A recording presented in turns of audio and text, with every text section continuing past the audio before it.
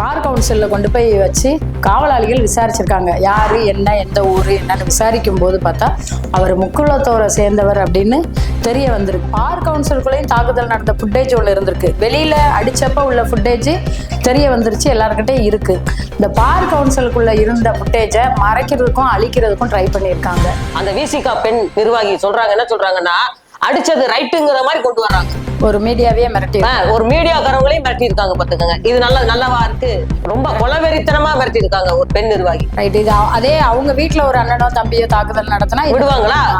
அப்ப அவங்களுக்கு ஏற்பட்டா ஒரு ஒரு ஒரு விபரீதம். இன்னொன்னு, அப்பாவி மக்கள்னு இல்லாம ஒரு வழக்கறிஞர் சமுதாயத்துல உள்ள சட்ட திருத்தங்களை வாதாடி ஜெயிக்கக்கூடியவர். அவருக்கே இந்த நிலைமைனா அப்ப சாதாரண மக்கள் எந்த அளவுக்கு பாதிக்கப்படுவாங்கன்றதை இது உணர வைக்கிறது. தாக்குதல் நடத்தப்பட்ட அன்னைக்கே அவங்களோட அந்த ராஜீவ்காந்தியோட சகோதரரும் சகோதரியும் போய் காவல்துறையில பெட்டிஷன் கொடுத்திருக்காங்க. அந்த பெட்டிஷனை கொடுக்க கூடாதுன்னு 500 நம்பர் 600 நம்பர் போன் நம்பர்ல இருந்து கால் போயிருக்கு, மிரட்டுதலான கால். அப்ப இவங்களோட நம்பர், ராஜீவ்காந்தி வீட்டு நம்பர் எப்படி வெளியில வந்துச்சு? இது யாரால வெளியே கொடுக்க? முறைச்சாலே அடிப்பேன், பார்த்தாலே அடிப்பேன். அப்ப அதெல்லாம் எந்த ஒரு நியாயம்? இப்படியெல்லாம் பேசலாமா? அந்த அவரே என்ன செஞ்சாரு, அந்த விஜயலட்சுமியா ஜெயலட்சுமியா அந்த அம்மாவையெல்லாம் பாத்தீங்கன்னா காலில் விழுந்தாங்கல்ல. 20 வருஷமா வண்டியை கொண்டு இடிச்சது விசிகாவினர் தான். ஆனா அவரை கூட்டிட்டு போய் வச்சு அடிக்கிறதுனா எவ்வளவு பெரிய குற்றம். என் தமிழக முதல்வர் வேடிக்கை பாக்குறாரு, அடி வாங்கி இருக்காரு, கூட்டிட்டு போய் உட்கார வச்சிருக்காங்கல்ல. என்னப்பா நீ ஜாதி தானே கேட்டிருக்காங்க. நான் முக்குளத்தோரை சேர்ந்தவர் அந்த பையன் சொல்லி, தமிழக அரசு சாரி அட்வொகேட் சொல்லியிருக்காரு. என்ன அப்ப அது முக்குளத்தோர் சொன்னதுனாலதான் அடி வாங்கியிருக்காரு. சொல்லிட்டாங்கல்ல. இப்ப தமிழக அரசு நான் விசிகா அப்படின்னு சொல்லி இருந்து அடி வாங்கியிருக்க மாட்டாரு. தமிழக அந்த மெத்தட். வைபர் வாய்ஸ் சேனல் நேயர்கள் அனைவருக்கும் வணக்கம். வணக்கம் மேடம். வணக்கம். இப்ப அந்த சென்னையில பாத்தீங்கன்னா விசிகா தலைவர் காரு ஒரு 2 வீலர்ல மோதி, அந்த 2 வீலர்ல வந்த ஒரு வழக்கறிஞர், ராஜீவ்காந்தி என்ற வழக்கறிஞர் அதிகமான முறையில தாக்குதல் பண்ணியிருக்காங்க. அந்த தாக்குதல் நடந்ததுக்கு அப்புறம் அவரை பார் கவுன்சில்ல கொண்டு போய் வச்சு காவலாளிகள் விசாரிச்சிருக்காங்க. யாரு என்ன எந்த ஊரு என்னன்னு விசாரிக்கும் போது பார்த்தா அவர் முக்குளத்தோரை சேர்ந்தவர் அப்படின்னு தெரிய வந்திருக்கு. இத பத்தி நீங்க என்ன நினைக்கிறீங்க மேடம்? இத மீடியாவுக்கு கொண்டுட்டு வந்ததே முன்னாள் பாஜக தலைவர் அண்ணாமலை அவர்கள் தான். சரி, அப்ப அதுல பாத்தீங்கன்னா இவரு ஏற்கனவே ஒரு ஆர்ப்பாட்டம், அதாவது ஹைகோர்ட்ல சுப்ரீம் கோர்ட்ல செருப்பு கொண்டு வீசியிருக்காங்க ஒரு நீதிபதி மேல. அது போராட்டத்துக்கு போயிட்டு வந்த இடத்துலதான் இந்த சம்பவம் நடந்திருக்கு. இது மட்டும் இல்லாம இந்த சம்பவம் நடந்ததுல பார் கவுன்சிலுக்குள்ளேயும் தாக்குதல் நடந்த ஃபுட்டேஜ் ஒன்று இருந்திருக்கு. வெளியில அடிச்சப்ப உள்ள ஃபுட்டேஜ் தெரிய வந்துருச்சு, எல்லாருக்கிட்டையும் இருக்கு. இந்த பார் கவுன்சிலுக்குள்ள இருந்த ஃபுட்டேஜை மறைக்கிறதுக்கும் அழிக்கிறதுக்கும் ட்ரை பண்ணியிருக்காங்க. இதை ஒரு வழக்கறிஞர் வெளியே கொண்டு வந்து, அதாவது இப்ப விசிகா ஒரு பெண் நிர்வாகி என்ன சொல்றாங்கன்னா, அவங்க வீட்டுல இந்த மாதிரி நடந்திருந்தா விடுவாங்களா? அவர் என்ன மனவாடா இருந்தாலும் சரி, என்ன ஒருத்தவங்களை அடிக்கிறாங்கன்னு சொன்னா எல்லாருக்குமே ஒரு இறக்க குணங்கள் வரத்தான் செய்யும். அதுக்காக ஒருத்தர் அடிக்கும் போது நம்ம வேடிக்கை பார்த்துக்கிட்டு இருக்க முடியுமா? அந்த விசிகா பெண் நிர்வாகி சொல்றாங்க, என்ன சொல்றாங்கன்னா அடிச்சது ரைட்டுங்கிற மாதிரி கொண்டு வர்றாங்க. ஒரு மீடியாவே மிரட்டி, ஒரு மீடியாக்காரங்களையும் மிரட்டி இருக்காங்க பாத்துக்கோங்க. இது நல்லவா இருக்கு? எந்த மீடியாவை அந்த மாதிரி மிரட்டினாங்க? நம்ம பாலிமர் நியூஸ் எடுத்திருக்காங்க இல்லையா, அவங்கள ரொம்ப கொலவெறித்தனமா மிரட்டி இருக்காங்க ஒரு பெண் நிர்வாகி. ரைட். இது அதே அவங்க வீட்டுல ஒரு அண்ணனோ தம்பியோ தாக்குதல் நடத்தினா விடுவாங்களா?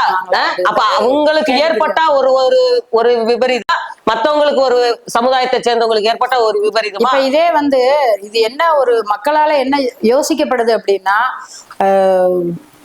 திமுக அரசு இன்னைக்கு நடக்கிற தமிழக அரசுக்கு சம்பந்தப்பட்ட உள்ள விசிகா கட்சிக்காக இந்த மாதிரி எல்லாம் பண்றாங்களா, கூட்டணியில இருக்கிறதுனால இப்படி எல்லாம் பண்றாங்களான்னு மக்கள் யோசிக்கிறாங்க. அப்ப பாதிக்கப்பட போறது மக்கள் தான். ஆனா ஒரு வழக்கறிஞருக்கே இந்த மாதிரி ஒரு சூழ்நிலை அப்படின்னா அப்ப சாதாரண மக்கள், அப்பாவியான மக்களோட நிலைமை என்ன? அதாவது இதை இப்ப கேட்டீங்கன்னா, இப்ப தமிழ்நாட்டு முதல்வர் தான் அதுக்கு தக்க நடவடிக்கை எடுக்க வேண்டும். தக்க நடவடிக்கை எடுக்க வேண்டும். அது பாப்போம், அது எப்படி போகுதுன்னு தெரியல. ஆனா இந்த விஷயத்த வெளியே கொண்டு புட்டேஜ் அழிக்க போறாங்கன்றத தெரிஞ்சு ஒரு வழக்கறிஞர் சப்போர்ட் பண்ணியிருக்காரு. யாரு என்ன அப்படின்னா, கோயம்புத்தூர்ல உள்ள வழக்கறிஞர் கார்த்திக் அப்படின்ற ஒருத்தர் இதை புறக்கணிக்கிறாங்கன்னு தெரிஞ்சுக்கிட்டு அங்க உள்ள அட்வொகேட் எல்லாம் ரெடி பண்ணி கையெழுத்து வாங்கி போராட்டம், அதாவது நியாயம் கிடைக்கணும் அப்படின்றத பேசி ஒரு போராட்டம் நடத்தியிருக்கிறாரு. அதை எதிர்த்து கவன ஈர்ப்பு போராட்டம் நடத்தியிருக்கிறாரு. இந்த போராட்டம் நடந்தபட்டு தேனி, திண்டுக்கல், சிவகாசி, உசிலம்பட்டியில கூட நடந்திருக்கு. அப்ப முக்குளத்தோர் சமுதாயத்துல ஒருத்தரை வந்து இப்படி அடிச்சிருக்காங்க அப்படின்றது இது ஜாதி வரிய தூண்டுற மாதிரி இருக்கு ஒரு பக்கம். இன்னொன்னு அப்பாவி மக்கள்னு இல்லாம ஒரு வழக்கறிஞர் வந்து சமுதாயத்துல உள்ள சட்ட திருத்தங்களை வாதாடி ஜெயிக்கக்கூடியவர், அவருக்கே இந்த நிலைமைனா அப்ப சாதாரண மக்கள் எந்த அளவுக்கு பாதிக்கப்படுவாங்கன்றதை இது உணர வைக்கிறது இல்லையா இந்த பிரச்சனை வந்து? இதை பத்தி நீங்க என்ன நினைக்கிறீங்க? பாதிக்கப்பட்ட குடும்பத்துக்கு முதல்வர் தக்க நடவடிக்கை எடுக்க வேண்டும். ஏன்னா இத வந்து தமிழ்நாடு பூராமே இந்த ஜாதி மதம் இதெல்லாம் சேர்ந்து யாரா இருந்தாலும் சரி அடிச்சாங்க பாத்தீங்களா, அவங்களுக்கு தக்க நடவடிக்கை எடுத்து அவங்களுக்கு நல்ல ஒரு தீர்ப்பை முதலமைச்சர் அவர்கள் கொண்டு வர. இதுல வந்து பாத்தீங்கன்னா அன்னைக்கு அந்த வழக்கறிஞர் ராஜீவ் காந்தி தாக்குதல் நடத்தப்பட்ட அன்னைக்கே அவங்களோட அந்த ராஜீவ்காந்தியோட சகோதரரும் சகோதரியும் போய் காவல்துறையில பெட்டிஷன் கொடுத்திருக்காங்க. அந்த பெட்டிஷனை கொடுக்க கூடாதுன்னு 500 நம்பர் 600 நம்பர் போன் நம்பர்ல இருந்து கால் போயிருக்கு, மிரட்டுதலான கால். அப்ப இவங்களோட நம்பர், ராஜீவ்காந்தி வீட்டு நம்பர் எப்படி வெளியில வந்துச்சு? இது யாரால வெளியே கொடுக்கப்பட்டது? அப்ப இது வந்து தற்சமயம் உள்ள அரசாங்கத்தால தெரியுதா, இல்ல அப்படின்னா விசிக தலைவர்கள்ல ஒருத்தர்களும் அவங்கள சுத்தி உள்ளவங்களும் இந்த குடும்பத்தையே மிரட்டுறாங்க அப்படின்னா அது வந்து தக்க நடவடிக்கை எப்படி எடுப்பாங்கன்றது தெரியல. இப்ப தமிழ்நாடு புறமே வழக்கறிஞர் கொடி பிடிச்சு நிக்கிறாங்க. இது பெரிய லெவல்ல ஒரு போராட்டத்துல கொண்டு போய் விடும்னு நினைக்கிறேன். ஆனா வந்து எல்லா தலைவர்களும் பேசிட்டாங்க இல்லையா? உங்க அண்ணாமலை வெளியே கொண்டு வந்துட்டாரு. அவர் தானே ஆரம்ப காலகட்டத்திலேயே கொண்டுட்டு வந்தது. எல்லாருமே பயந்துட்டு தானே இருந்தாங்க. தமிழக அரசு மட்டும் இதை பத்தி இன்னும் பேசாம இருக்கு இல்லையா? இப்ப கூட சீமான் அவர்கள் என்ன சொன்னாருன்னு கேட்டீங்கன்னா, முறைச்சாலே அடிப்பேன், பார்த்தாலே அடிப்பேன். அப்ப அதெல்லாம் எந்த ஒரு நியாயம்? இப்படி எல்லாம் பேசலாமா? அவரே என்ன செஞ்சாரு, அந்த விஜயலட்சுமியா ஜெயலட்சுமியா அந்த அம்மாவையெல்லாம் பாத்தீங்கன்னா காலில் விழுந்தாங்கல்ல. 20 வருஷமா குடும்பம் நடத்திட்டு காலில் விழுந்தாரு இல்லையா? அப்ப அதுக்கெல்லாம் பார்த்தா அடிப்பாங்களா? முறைச்சா அடிப்பாங்களா? ஜெயலட்சுமி அம்மா வயசு 20 வயசு இருக்கும் போது இவருக்கு அந்த அம்மா ரொம்ப பிடிச்சிருக்கு, வீடு பிடிச்சி கணவன் மனைவியாவே வாழ்ந்திருக்காங்க. அத வந்து இவங்க தட்டி கேட்கும் போது பார்த்தா காலில் விழுந்து கேஸ் ஆக விடாதபடிக்கு அந்த அம்மா பாக்கையில அடிக்க வேண்டியதானே? அந்த அம்மா பார்க்கும்போது காதல் மலர்ந்திருக்கு அவருக்கு இல்லையா? பார்க்கும்போது பார்க்கன்றத ஒண்ணுதான், முறைச்சு பாக்குறோம்.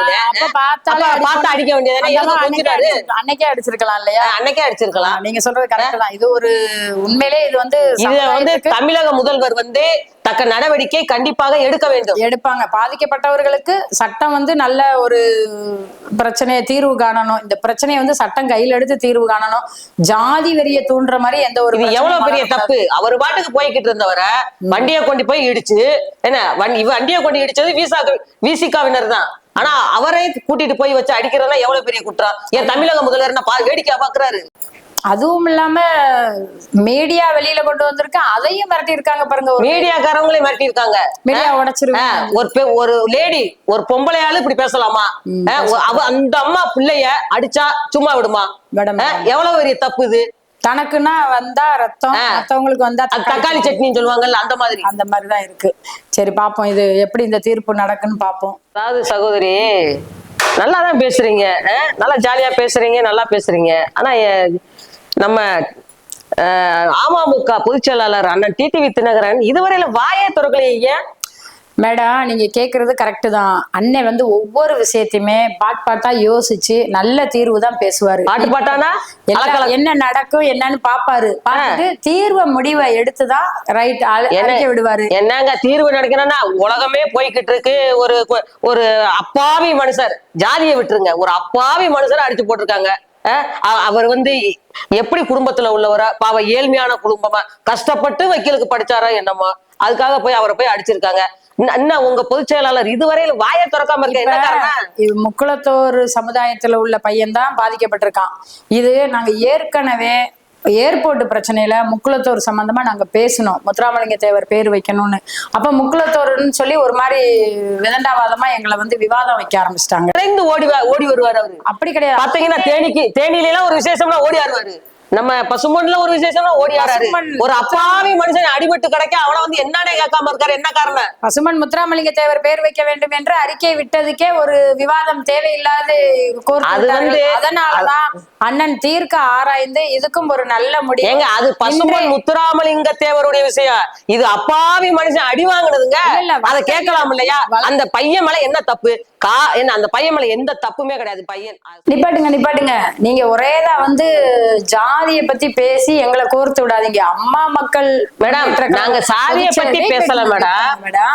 அம்மா மக்கள் முன்னேற்ற கழக பொதுச் செயலாளர் அண்ணன் அவர்கள் வந்து எப்பயுமே ஜாதி சார்ந்து அப்பாற்பட்டு எல்லா மக்களுக்கும் பொதுவான ஆளுதான். இந்த விஷயத்தையும் தீர்க்க ஆராய்ஞ்சு ஒரு நல்ல முடிவு எடுத்து பேசுவாரு. இதுல எடுத்தவங்க அவுத்தவங்கலாம் பதில் சொல்றதுக்கு ஒண்ணுமே இல்லை. மேடம், நான் அப்படி சொல்லல மேடம். அடி வாங்கியிருக்காரு, கூட்டிட்டு போய் உட்கார வச்சிருக்காங்கல்ல. என்னப்பா நீ ஜாதி தானே கேட்டிருக்காங்க. நான் முக்குளத்தோரை சேர்ந்தவர் அந்த பையன் சொல்லி தமிழக அரசு சாரி அட்வொகேட் சொல்லியிருக்காரு. என்ன அப்ப அது முக்குளத்தோர் சொன்னதுனாலதான் அடி வாங்கியிருக்காரு. சொல்லிட்டாங்கல்ல. இப்ப தமிழக அரசு நான் பிசிகா அப்படின்னு சொல்லி இருந்து அடி வாங்கியிருக்க மாட்டாரு. அவருக்கு அந்த மெத்தட் தெரியல அந்த நேரம். தமிழக அரசு என்ன முடிவு சொல்லுதுன்னு பார்த்துட்டு அதுக்கு எகைன்ஸ்டான ஒரு பதில நாங்க அடிப்போம். தமிழக அரசுக்கு எதிர்ப்பாவே ஒரு பதில நாங்க கட்டாயமான முறையில அடிப்போம். அது எங்க கட்சி சார்ந்தோ சமுதாய சார்ந்தோ அந்த பையன் கோமாவுக்கு போனதுக்கு பிறகா ஏழை மக்கள் பாதிக்கப்பட்டால் அதற்கு என்ன தீர்வோ அதை நாங்க கட்டாயமான முறையில சொல்லுவோம். எப்ப குடும்பமே அடி வாங்கி அதெல்லாம் கிடையாது. வழக்கறிஞர்கள் தான் பிரச்சனையெல்லாம் சந்திச்சுக்கிட்டு இருக்காங்கல்ல. நல்ல தீர்ப்பு நல்லாதாங்க சொல்றீங்க. நல்லா தீர்ப்பு கிடைக்கும். வைபர் வாய்ஸ் சேனல் நேயர்களுக்கு அனைவருக்கும் வணக்கம்.